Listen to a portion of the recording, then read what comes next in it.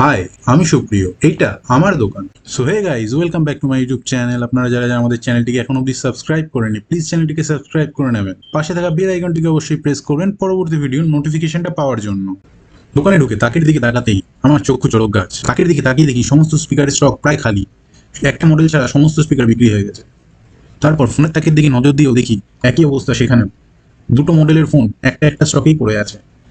যাই হোক, এরকম পরিস্থিতি দেখে দাঁড়িয়ে একবার ভালো করে চোখ বুলিয়ে নিলাম কোন কোন জিনিসটা অর্ডার দিতে হবে। সকালবেলায় মাথার উপর চাপ এসে পড়লো।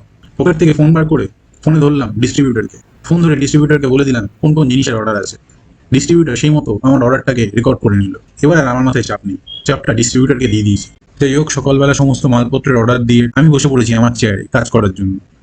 কম্পিউটারটাকে স্টার্ট করা মাত্রই এই দাদাভাই এসে বলল আমার হোয়াটসঅ্যাপে দুটো পিডিএফ পাঠিয়েছে, প্রিন্ট আউট বার করে দিতে। প্রিন্ট আউট বার করে দিতেই দাদাভাই রক্স করে দেওয়ার পরই আরেক দাদাভাই এসে গেছেন ইলেকট্রিক বিল দিতে। দাদাভাই নিজের ফোনটা আমার হাতে দিয়ে বলল, নিজের ফোনে কাস্টমার আইডিটা দেখিয়ে বিল পেমেন্ট করে দিতে বললো। আমিও সেই কাস্টমার আইডিটা দিয়ে বিল পেমেন্ট করে দিলাম। দাদাভাইয়ের হিসাবটা খাতায় লিখছি, সেই সময় আরেক দিদিভাই এসে হাজির।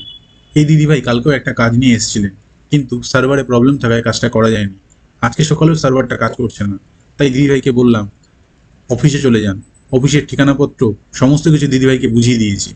কি কি নিয়ে যেতে হবে, কি কি ডকুমেন্টস লাগবে তাও বুঝিয়ে দিয়েছি।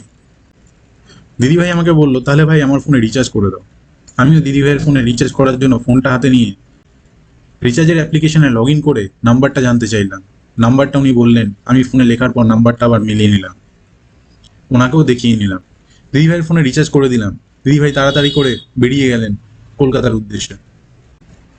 এর মাঝখানে আরও কিছু দাদাভাই দিদিভাইরা এসেছিলেন বিভিন্ন রকম কাজ নিয়ে, কিন্তু দেখাতে পারিনি। ক্যামেরার ব্যাটারি শেষ হয়ে গেছিল, কালকে রাতে মনে ছিল না ক্যামেরাটাকে চার্জ করে যাওয়ার জন্য। আমার সামনে যে দাদাভাইটি দাঁড়িয়ে আছেন, দাদাভাইটি আমাকে দিয়েছেন প্যান কার্ড আধার কার্ডের সাথে লিঙ্ক করতে। আমি ওনার কাজটা করছি, এদিকে আমার বউ আরেকজনের অ্যাকাউন্ট থেকে টাকা তুলে দিচ্ছে। আমরা দুজন মিলেই দোকানটা চালাই। ওর আসতে একটু লেট হয়, আমার বাচ্চাটা ছোটো তো তাই। আমি সকালবেলায় সকাল সকাল এসে দোকান খুলি, ও একটু লেট করে বাড়ি থেকে খাবার বানিয়ে নিয়ে আসে। আমি এদিকে এক দাদাভাইয়ের আধার কার্ড প্যান কার্ডের সাথে লিঙ্ক করে দিচ্ছি, আমার বউ এক পাশে আরেক দাদাভাইয়ের টাকা তুলে দিচ্ছে। দাদিকে দুটো কাস্টমার, ওদিকে দুজন লোককে ছেড়ে দিয়ে ফেসবুক পেজে ঢুকে আমার ভিডিও দেখছে।